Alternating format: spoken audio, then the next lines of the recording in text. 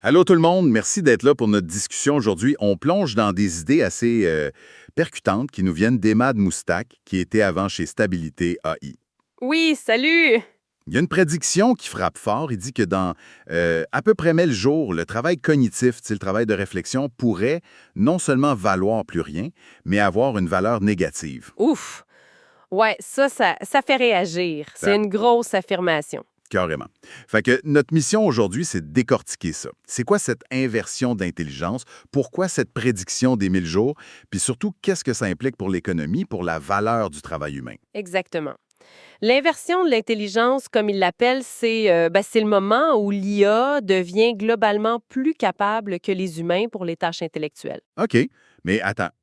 Valeur négative, ça veut dire quoi concrètement? Genre, on nous paierait pour rester chez nous? Ah, non, pas tout à fait ça. Ça veut dire que notre rapport intellectuel pourrait ralentir les processus. On deviendrait, selon ses mots, les plus lents de l'équipe. Ah, OK. Comme si on nuisait à la productivité globale. C'est ça l'idée.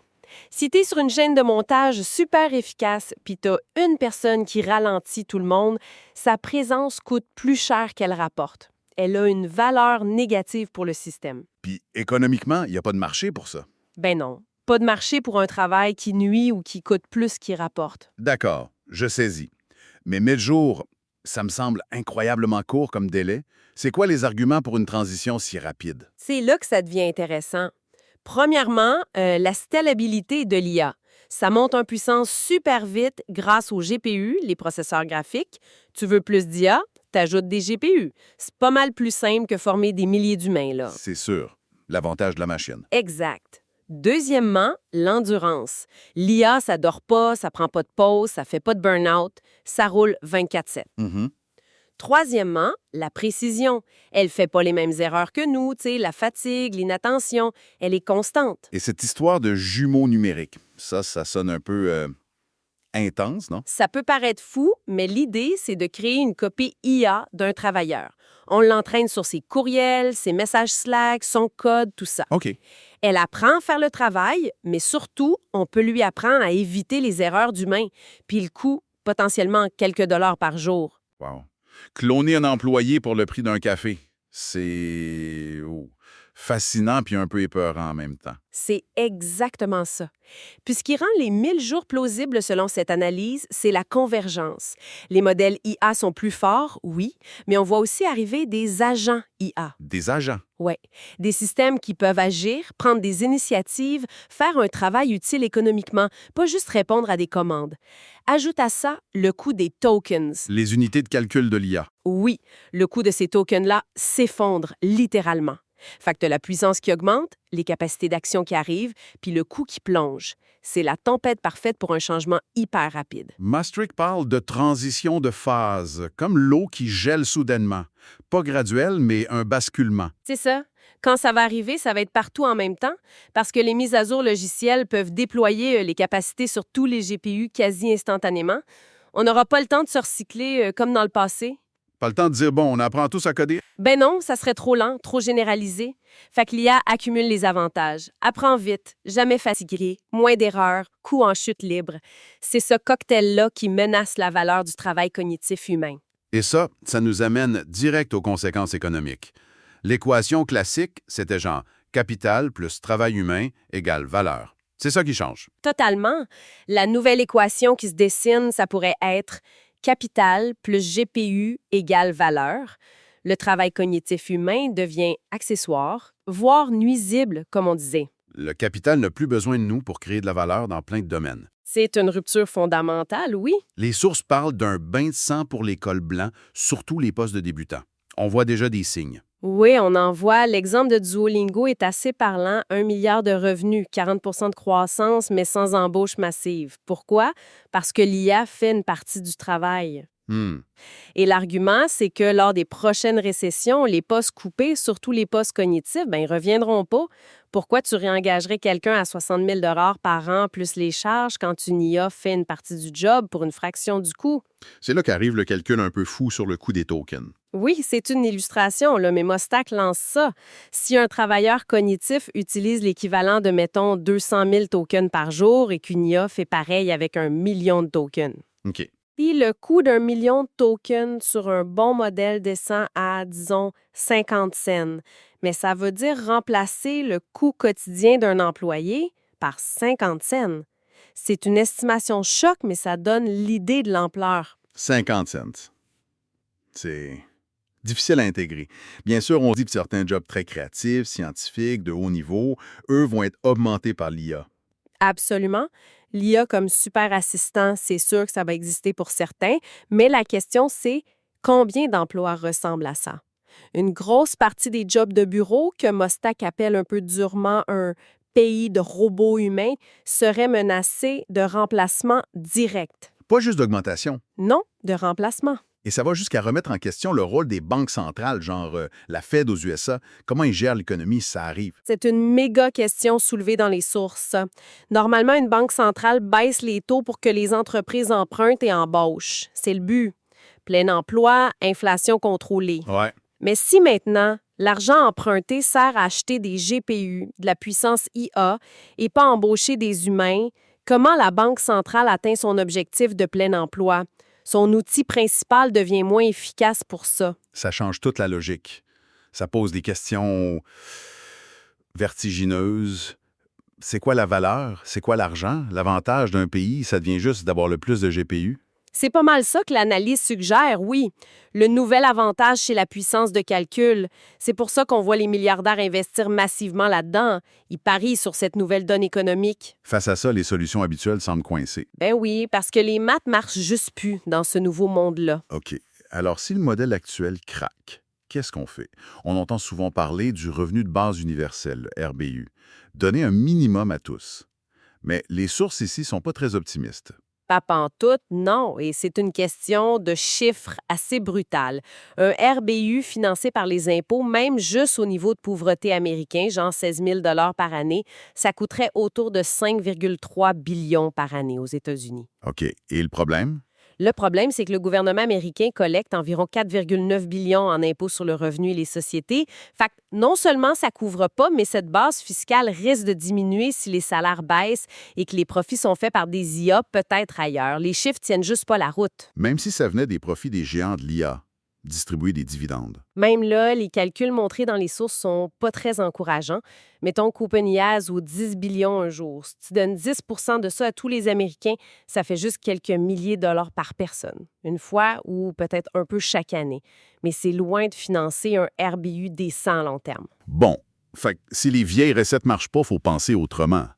Complètement autrement. C'est la proposition de Mostak. Il dit qu'il faut une nouvelle stack économique, une nouvelle architecture. Et sa proposition est audacieuse, basée sur 2 piliers. Premièrement, chaque personne aurait sa propre IA personnelle. Une IA universelle personnelle. C'est ça, une IA centrée sur ton bien-être, ton épanouissement. Idéalement sur un système décentralisé, pas contrôlé par une seule grosse tech. OK, une IA pour chacun. Et le deuxième pilier, c'est un nouveau système monétaire. Oui, un système à 2 devises. La première, ce serait la Foundation Coin. Une crypto, si on veut, mais sa valeur viendrait de la puissance de calcul dédiée à des IA pour le bien commun. Des IA civiques. Exactement. Recherche médicale, éducation, infrastructure. Quand tu achètes cette monnaie, l'argent finance directement cette puissance de calcul collective. Intéressant. Et la deuxième monnaie? Ça, ce serait les Culture Credits, plus comme du cash pour tous les jours. Lié à la Foundation Coin, mais le point clé, c'est qu'elle serait émise aux gens juste parce qu'ils sont humains. Attends, de l'argent créé juste parce qu'on existe? C'est l'idée radicale, changer d'où vient l'argent. Aujourd'hui, c'est beaucoup lié à la dette bancaire. Là, la monnaie de base viendrait du fait d'être humain dans la société. Elle couvrirait les besoins essentiels. Mais comment ça marcherait?